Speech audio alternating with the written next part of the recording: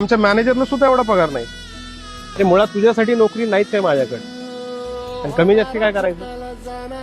नोकरीसाठी आम्ही जाहिरात दिली नव्हती म्हणून. नाही तर इंजिनिअरिंग केलेले, IT वाले एवढेच काय, MBA झालेले सुद्धा क्लार्क आणि अकाउंटसाठी अर्ज करतात. कुणाला म्हणून नोकरी द्यायची? आणि हे प्लेन ग्रॅज्युएशन म्हणजे शिपाई सुद्धा होता येत नाही. अरे तोही त्यापेक्षा जास्त शिकलाय. तरी आपल्यासाठी अभिमानाची नाही, देशातल्या बेरोजगारीची लाज वाटायला पाहिजे अशी गोष्ट आहे. सातारा जिल्हा म्हणजे शूरवीरांचा जिल्हा म्हणून आपली ओळख. पण नोकरीच्या बाबतीत, रोजगाराच्या बाबतीत कमी संधी असलेला जिल्हा म्हणून लाज बी वाटायला पाहिजे. ती परिस्थिती माहित नाही का तुला? आणि एवढी लाज वाटत असेल तर पुण्या मुंबईला जा की कामाला. पुणे अडवले तुम्हाला. पण सर, आम्ही आमचा जिल्हा सोडून बाहेरच्या जिल्ह्यात कामाला का जायचं? तिथं आमच्या जिल्ह्यात आमच्या हाताला काम का नाही?